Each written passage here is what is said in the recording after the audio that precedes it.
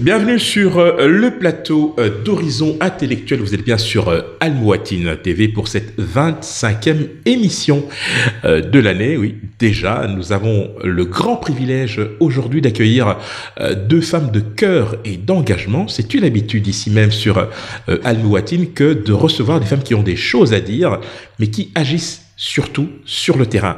Ça tombe bien, nous en avons deux. L'une est présidente de l'ASBL des livres sur les pirogues et l'autre, eh bien, elle est communicante. On fait connaissance tout de suite avec Éleusie Lomponda. Bonjour. Bonjour, merci pour l'invitation. Mais tout le plaisir est pour nous. Vous êtes donc présidente fondatrice de l'ASBL des livres sur les pirogues. Nous allons évoquer bien évidemment la campagne que vous menez en faveur des enfants, mais aussi des projets que vous menez en RDC. Merci d'être sur le plateau d'Horizon Intellectuel. Merci à vous.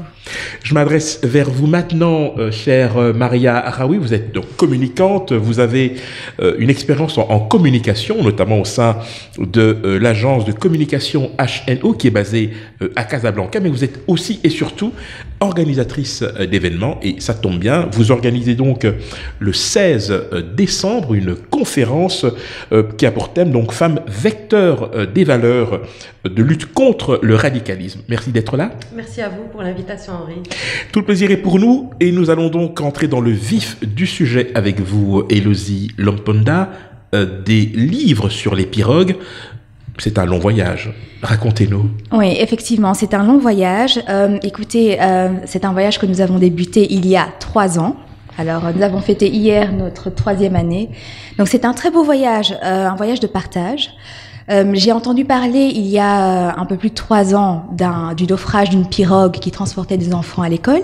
Parmi eux, il y avait 13 enfants, parmi eux 3 sont décédés. Et lorsque j'ai appris ça, je me suis dit qu'il fallait absolument faire quelque chose, car il n'est pas possible qu'en 2018, des enfants décèdent sur le chemin de l'école. Et c'est ainsi que l'association a vu le jour. C'est une initiative qui a déjà fait parler d'elle, hein, et nous allons justement regarder la campagne de sensibilisation qui a été menée il y a de cela quelques semaines et qui continue d'ailleurs. Hein. Tout à fait. Magnéto. Bonjour tout le monde, c'est Yves Barrault. Un petit message pour vous parler du 20 novembre qui est la journée internationale des droits de l'enfant. Je soutiens de tout cœur l'association des livres sur les pirogues, qui est une très belle association qui lutte contre la noyade des enfants sur le chemin à l'école au Congo. Bonjour à tous, moi c'est Mathieu, j'ai une chaîne YouTube qui s'appelle Matt se fait des films et c'est notamment grâce à cette chaîne YouTube que j'ai pu récolter de l'argent et contribuer à l'association des livres sur les pirogues. Je suis vraiment heureux d'avoir pu contribuer à cette association-là qui a vraiment des projets concrets. Moi c'est ça qui m'a vraiment séduit. L'association mène sur place des actions très concrètes. Premièrement, nous avons un partenariat avec une école locale qui accueille 225 enfants venant des différentes rives du fleuve. Nous avons installé l'eau courante et nous sommes actuellement en train de terminer l'installation et la construction de toilettes dans cet établissement scolaire. Deuxièmement, nous sommes actuellement en train de poursuivre la construction de notre tout premier bateau scolaire qui va permettre aux enfants d'accéder à l'éducation en toute sécurité. Et troisièmement, notre gros projet, celui qui nous tient le plus à cœur, c'est la construction d'une école de proximité sur pilotis dans une des îles qui n'a pas d'école. Chers amis, comme moi, ne restez pas les bras croisés et soutenez les livres sur les pirogues. Il y a plusieurs manières d'aider. Vous pouvez faire un don, vous pouvez organiser une récolte de fonds, vous pouvez partager simplement sur les réseaux sociaux. Enfin bref, il n'y a pas d'excuses. Ensemble, mobilisons-nous. Nous avons besoin de vous pour permettre à ces enfants de s'épanouir là où ils sont nés. N'hésitez pas à contribuer si vous en avez la possibilité, il n'y a pas de petite contribution. Je compte sur vous, gros bisous et merci.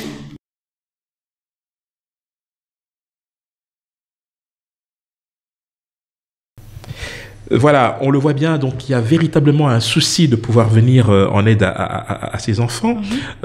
Concrètement, sur le terrain, comment ça se passe? Voilà, alors l'objectif de l'association, c'est vraiment de permettre aux enfants riverains du fleuve, là nous sommes en l'occurrence occupés avec les enfants du fleuve Congo, mais notre objectif à long terme, c'est vraiment de pouvoir s'établir dans d'autres territoires riverains de fleuve en Afrique subsaharienne et permettre à ces enfants d'accéder à l'épanouissement là où ils sont nés. Et pour nous, l'éducation est le secteur primordial, parce qu'un enfant qui étudie, c'est un enfant qui va permettre à sa famille plus tard de sortir de la pauvreté, c'est un enfant qui va pouvoir développer sa communauté, donc c'est très important pour nous. Alors concrètement, qu'est-ce que l'on fait ? Il y a dans le fleuve Congo différentes îles. Nous sommes actifs principalement dans le territoire de Mankanza, qui est composé de plus d'une 60aine d'îles, et la majorité d'entre elles n'ont pas d'école. Donc, lorsque les parents peuvent se permettre d'envoyer des enfants à l'école, lorsque les parents veulent que leurs enfants étudient, il n'y a pas d'autre choix que de permettre aux enfants, en fait, envoyer les enfants seuls et en pirogue sur le chemin de l'école. Donc c'est vraiment ça la tragédie, c'est que le chemin est extrêmement périlleux. Je ne sais pas si vous connaissez un peu le fleuve Congo, un fleuve qui en certains endroits... C'est le deuxième débit au monde après l'Amazone. Hein, exactement, et qui fait 25 km de largeur en certains endroits. Donc pour des enfants, c'est très compliqué. C'est une mer intérieure quasiment. Hein. Tout à fait, tout à fait. Et entre 2011 et 2016, selon les chiffres de l'administration territoriale, ce sont plus de 1570 enfants qui sont décédés par noyade, et la majorité sur le chemin de l'école. Donc nous sommes vraiment actifs à ce niveau-là. On s'est dit, il faut que les enfants étudient, mais pas au prix de leur vie. Alors précisément, vous avez des solutions dont nous allons parler très rapidement, avec notamment la construction de ce bateau, mais on va rester dans le domaine de l'éducation, avec ce que cela véhicule justement comme valeur à la fois de et d'ouverture, chère Maria Raoui.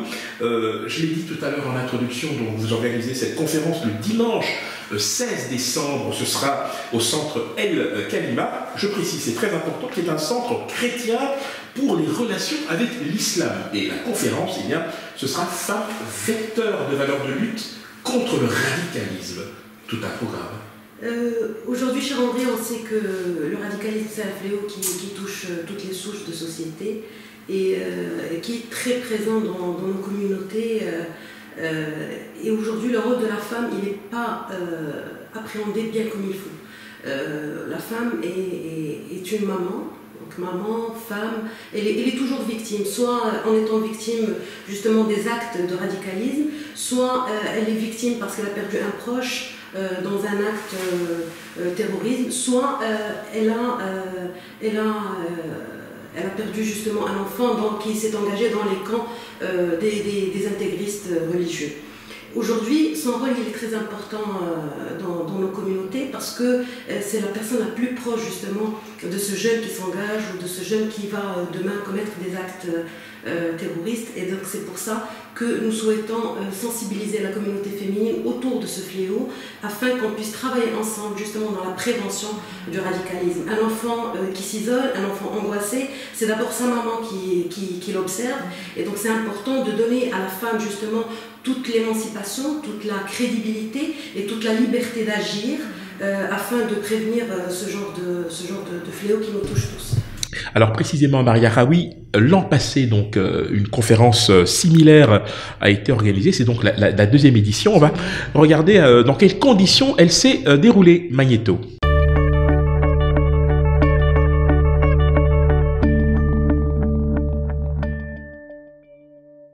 J'accueille mes invités, mes intervenants, les trois personnes ici qui sont sur la table, autour de la table, et qui vont chacun intervenir pour nous parler de leur expérience et pour nous parler aussi de la manière dont ils ont une vision peut-être un peu différente de la nôtre, leur expérience aussi académique, leur expérience sur le terrain, etc. Et puis alors on va venir... Voilà, nous allons donc essayer d'en savoir un peu plus par rapport au contenu de cette conférence. Plusieurs intervenantes de premier choix vont se succéder justement à la tribune pour apporter, je dirais, leur part de vérité, hein, leur témoignage. Est-ce qu'on peut savoir qui seront présentes ce jour-là ? Alors, nous recevons une invitée spéciale qui est Saliha Benali, qui est l'auteur du livre « Maman, entends-tu le vent ?» Elle est militante associative et qui vient en soutien des familles justement touchées par le radicalisme. Nous recevons également Naïma Lafrarchi, qui est aussi militante associative et qui intervient. Elle a déjà une formation dans la religion islamique, donc ça lui a permis justement d'aller plus en profondeur dans les familles, de creuser un peu la non-compréhension du texte religieux justement auprès de ces familles. C'est quelque chose de très important dans ce cercle féminin. On a également Malika Madi, qui est écrivain et initiatrice du projet JIHA, Jeune Identité, Histoire, Appartenance. Donc là aussi, c'est quelqu'un qui intervient souvent avec nous dans dans différents événements autour de la paix et du vivre ensemble. L'événement sera animé par Nechama Dinaouzan, qui est coordinatrice du European Jewish Community Center. Donc c'est un tour de table d'expertes justement dans la question du radicalisme, afin qu'on puisse débattre ensemble de quelles sont les mesures à entreprendre justement, comment on peut travailler entre milieux associatifs, politiques, pour justement prévenir le radicalisme et prévenir la perte de ses enfants, de ses proches dans ce fléau. Voilà. On entrera dans le détail justement avec notamment les sous-thèmes qui seront abordés. On a parlé d'enfants évidemment et c'est évidemment un sujet qui vous tient très à cœur, Elodie Lomponda. On a évoqué notamment le fait qu'il y a ce fameux projet pour pouvoir sécuriser les enfants qui vont sur le chemin de l'école et qui ont besoin de pouvoir se déplacer. Donc le projet va se faire dans un campement de pêche, je pense, c'est bien ça? Voilà, en fait, nous sommes actifs en différentes localités de la RDC. Oui. C'est-à-dire que nous sommes premièrement actifs à 65 km de la capitale, qui est Kinshasa.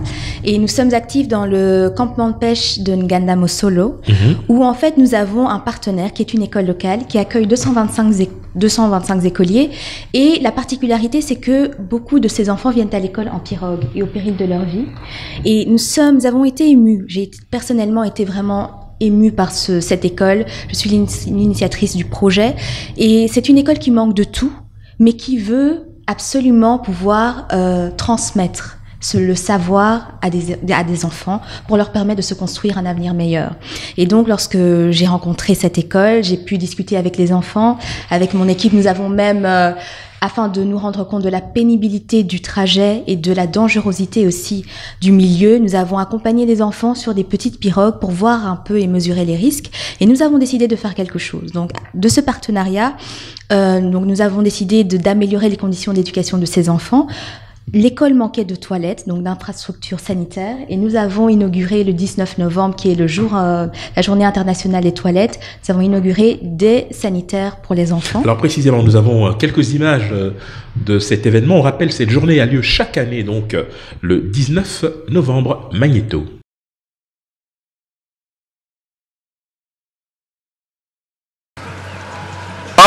Les promoteurs et directeurs du groupe scolaire Le Boanerges et tous mes collaborateurs.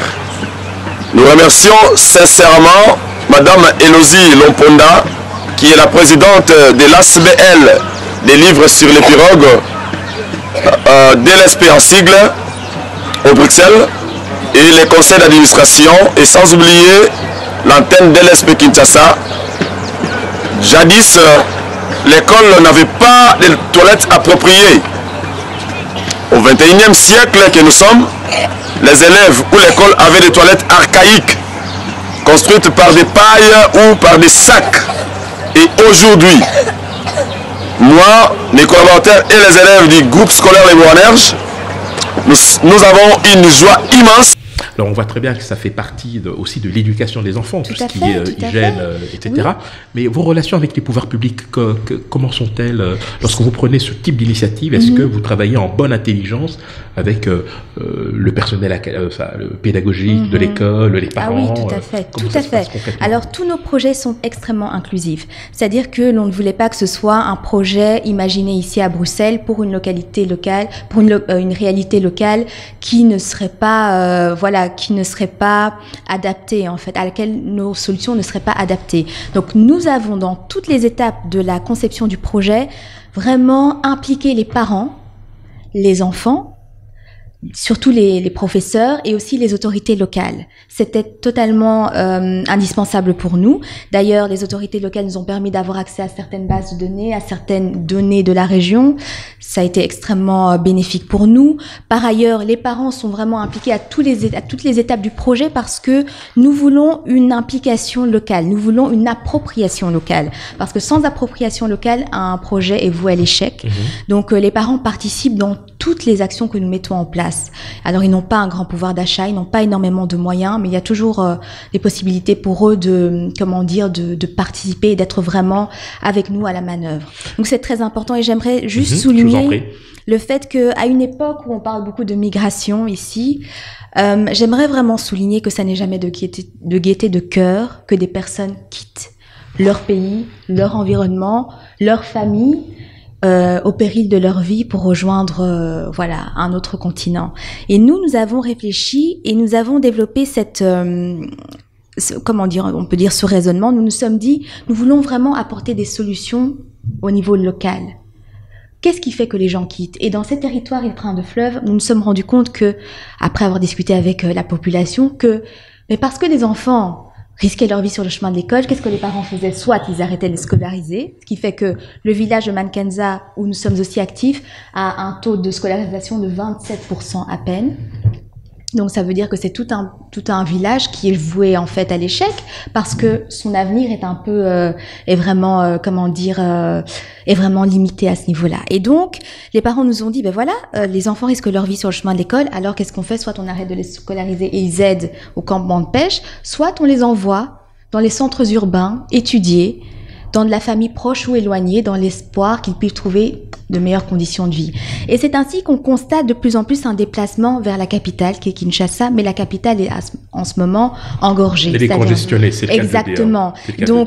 Donc voilà, et c'est ce qui fait qu'après, des personnes se trouvent coincées, se disent, je n'ai pas d'autre choix, donc qu'est-ce que je vais faire? Alors justement, parmi les solutions que vous proposez, il y a notamment le parrainage de ces enfants. On va y revenir justement parce que c'est aussi une initiative très importante. Ce qu'on retient aussi et surtout, c'est l'élément d'inclusivité. Et cet élément d'inclusivité ne vous est pas inconnu, Maria Raoui, car je l'ai rappelé, vous êtes organisatrice d'événements. Il se trouve que vous avez organisé récemment le Congrès mondial du soufisme, mais aussi la Journée mondiale de la paix. Donc c'était à Bruxelles, lorsque plusieurs communautés se mettent ensemble pour réfléchir sur la manière la plus efficace et la plus tolérante de vivre ensemble. C'est aussi ça, le sens du message qui sera délivré le 16 à l'occasion de cette conférence. Quels sont les résultats que vous attendez de cette rencontre ? Les résultats, c'est qu'on puisse à la fin se mettre d'accord en tant qu'acteurs associatifs, militants et femmes et hommes politiques justement pour l'adoption d'accords pour qu'on puisse travailler librement dans la prévention du radicalisme au sein des familles, d'abord au sein des quartiers et ensuite à échelle régionale ou nationale, qui peut aller même justement, on parle de l'Afrique, on parle du Maghreb, etc. Ce sont les pays qui sont le plus touchés et ce sont les communautés qui sont le plus touchées justement en Europe. Qu'on puisse aller avec des recommandations vis-à-vis des parlements, vis-à-vis des gouvernements pour qu'on puisse ensemble prévenir justement la radicalisation de nos enfants en créant des centres d'intérêt. Vous avez parlé tout à l'heure d'un exemple qui est parfait. Justement, on parle de migration, mais personne n'a choisi en toute gaieté cette immigration. Aujourd'hui, on dépense des millions et des millions d'euros pour la prévention contre la migration. C'était l'accord justement dernièrement au sommet de Marrakech. Est-ce que ces millions d'euros peuvent être dépensés pour la création de centres d'intérêt, d'éducation dans ces différents pays, de création d'écoles, de création, et apprenant à nos enfants le bien vivre ensemble, apprenant à dialoguer, à respecter son prochain, parce que n'oublions pas qu'aujourd'hui ces jeunes sont dans une perte identitaire, ils sont à l'affût de refuges qui va les valoriser, et justement ils trouvent tout ça soit dans la criminalité, soit dans le radicalisme, et c'est triste quand même qu'on passe nous tous à côté de tout ça. Est-ce que vous diriez que la femme, de manière générale, est la première victime du radicalisme en tant que mère, en tant que sœur, en tant que... Absolument, je l'ai dit au début de cette rencontre, elle est victime de tous les côtés. Elle peut être victime justement d'un acte terroriste, elle peut être aussi victime de la radicalisation, parce que n'oublions pas qu'il y a un pourcentage assez important de femmes engagées par exemple dans les rangs de Daesh en Syrie. C'est quelque chose dont on ne parle pas, parce que pour nous le terrorisme c'est une affaire d'hommes. Non, il y a des femmes qui sont engagées, il y a des filles des jeunes filles qui sont parties rejoindre justement les camps de Daesh en Syrie, qui ont laissé des familles, etc., qui ont laissé souvent des enfants ou des parents. Donc la femme, elle est toujours victime, mais le problème, c'est qu'on en parle peu, on en parle mal. Elle est touchée parce que quand elle perd un proche, quand elle perd un mari, un enfant dans un acte, elle est touchée, mais personne n'en parle. Quand son fils s'engage justement dans cette voie d'obscurité, personne ne prend la peine de venir voir comment il a été élevé, et personne ne prend la peine aussi de prévenir ses mamans comment pouvoir déceler justement cette radicalisation qui est progressive. Donc c'est des signaux que l'enfant renvoie à son entourage, et de par sa proximité avec la maman, la femme, elle est toujours la plus proche et la plus avertie quand il s'agit de ce processus de radicalisation. Donc c'est pour ça qu'on aimerait ensemble pouvoir médiatiser ce genre d'opération, ce genre de manifestation, et qu'on puisse aller au-delà d'une simple table ronde à des événements beaucoup plus grands qui vont réunir des quartiers, qui vont réunir ensuite des régions, et pourquoi pas un sommet dédié uniquement à cette question-là, qui va réunir toutes les parties prenantes. Alors vous êtes dans une recherche permanente de solutions justement pour que toutes les parties prenantes puissent trouver justement un modus vivendi. C'est aussi ça le sens de votre démarche chez Lucy Lomponda, avec pouvoir public, parents, personnel éducatif. Le parrainage que vous proposez est une initiative louable, j'imagine, sans se substituer à l'autorité parentale. Hein, oui, bien on sûr. est bien d'accord. C'est toujours avec l'accord explicite des parents. Et d'ailleurs, on en a un peu discuté tout à l'heure, mais au début, lorsque nous avons débarqué, ma team et mon équipe et moi, dans ce village de Mankanza, très difficile d'accès, nous avons rencontré des enfants. Ce qui nous a interpellés, c'est aussi de là qu'est venu le nom de l'association. C'est que sur notre chemin, donc nous étions sur un bateau sur le fleuve pour arriver au village, et nous avons croisé énormément de pirogues d'enfants. On les a d'écoliers qu'on a pu reconnaître grâce à notamment leur âge, mais aussi leur uniforme. Bien sûr. Et ils avaient dans leur petite pirogue des tout petits cartables et des tout petits livres. Et c'est là qu'on s'est dit, mais enfin, quelle idée de transporter des livres sur les pirogues, ils vont être mouillés. Mais après, au fil des rencontres, nous nous sommes rendus compte que c'était beaucoup plus, disons, c'était beaucoup plus important que cela, beaucoup plus touchant aussi, j'ai envie de dire. Et donc les parents avec lesquels nous avons parlé, nous ont directement dit, nos enfants meurent sur le chemin de l'école, aidez-nous à sécuriser leur chemin vers l'apprentissage. Et de là, nous nous sommes dit, il est hors de question de faire un projet sans inclure la population locale. Donc c'est comme ça que tout au long de l'élaboration des différentes solutions et pistes de solutions, nous avons vraiment travaillé main dans la main avec les parents et veillé à ce que l'on proposait correspondait bien à la réalité locale. Et aussi, j'aimerais dire que les actions que nous avons pu mettre en place, on n'a pas pu les faire seuls.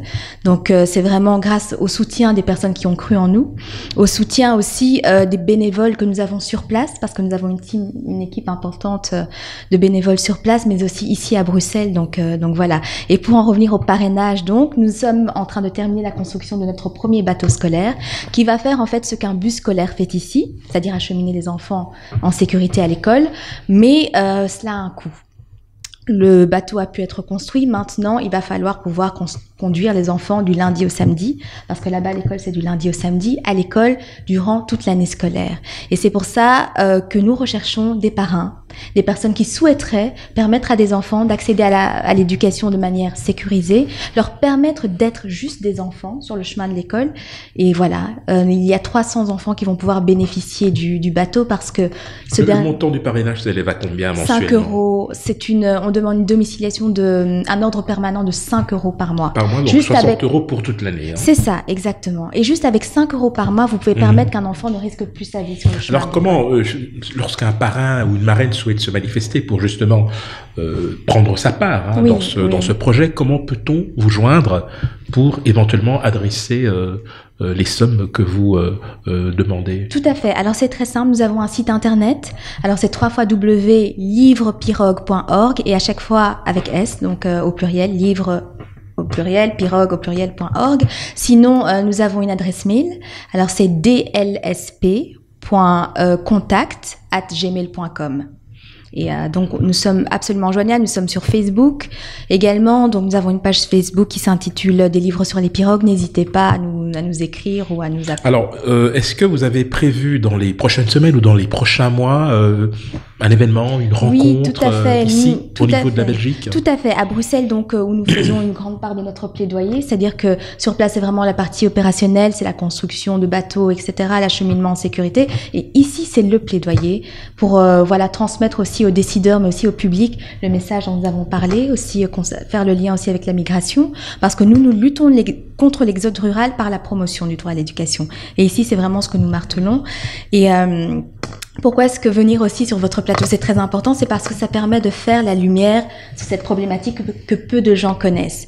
Et donc, c'est vraiment ce qu'on fait. Donc ici aussi, nous avons un événement qui se prépare pour le mois de février. La date et tout sera communiqué via nos canaux habituels, les réseaux sociaux. Eh bien, nous serons attentifs à cela. Je me tourne vers vous, Maria Raoui. Modalité pratique pour cet événement, je rappelle, dimanche 16 décembre au centre El Kalima. À quelle heure faut-il être présent? Alors, je reviens sur le centre Al Kalima, c'est un centre chrétien pour le dialogue justement avec l'islam. Donc c'est un bel exemple justement de cohabitation entre les différentes cultures, et il accueille notre événement du 16 décembre à partir de 15h. Pour s'inscrire, il suffit de nous envoyer vos pièces d'identité et la demande d'inscription à l'adresse maria.raoui, @gmail.com. Les places sont limitées, donc les inscriptions devront être arrêtées le vendredi à 15h. Voilà. D'accord. Vous êtes informés donc des modalités pratiques pour cet événement. L'occasion pour moi évidemment de vous remercier, mesdames, pour votre disponibilité. Merci à vous. Vous avez peut-être un mot à ajouter, l'une ou l'autre? Le mot de la fin peut-être? Un message pour ceux qui pourraient être intéressés par la rencontre de dimanche. J'appelle toutes les femmes qui souhaitent nous rejoindre dans nos différentes activités, pas uniquement pour le dimanche, de venir réunir nos voix pour lutter contre l'intégrisme, contre le radicalisme, et pour qu'on puisse ensemble construire un avenir meilleur pour nos enfants, un avenir où chacun respecte l'autre, où chacun aime son prochain, où on est engagés tous ensemble pour le bien vivre ensemble des différentes communautés. Voilà, Elodie Lomponda. Oui, mais moi je voudrais tout simplement dire déjà bravo, parce que je trouve que votre initiative est vraiment louable. Et on a parlé des femmes victimes, mais je pense qu'ici on a aussi un exemple des femmes actrices et moteurs du changement, et je pense que c'est ça la force de la femme, et moi je vous encourage, et je sais que ça n'est pas facile de porter un projet, mais beaucoup de femmes, comme vous le dites ici, vous recevez beaucoup de femmes engagées, beaucoup de femmes, je vois autour de moi, sont là, et que ce soit dans leur foyer ou dans leur profession, ou bien au niveau associatif, dans la société civile, qui sont très actives. Et je pense que c'est la beauté de la femme, c'est-à-dire que la femme refuse le statu quo. Elle voit quelque chose, elle décide, elle se dit on peut bouger les lignes. Et je pense que voilà le proverbe qui dit si les femmes baissaient les bras, le monde s'écroulerait. Se vérifie aujourd'hui, donc voilà. Merci, ce sera le mot de la fin. Merci à toutes les deux. Je rappelle Elodie Lomponda, présidente fondatrice de l'ESBEL, des livres sur les pirogues, Maria Raoui, experte en communication au sein de HNO Conseil, basé à Casablanca, et surtout organisatrice d'événements. Quant à moi, je vous retrouve la semaine prochaine. Ce sera la dernière émission de l'année, une spéciale où on fera le bilan de cette année 2018. À très bientôt sur Al Mouatine.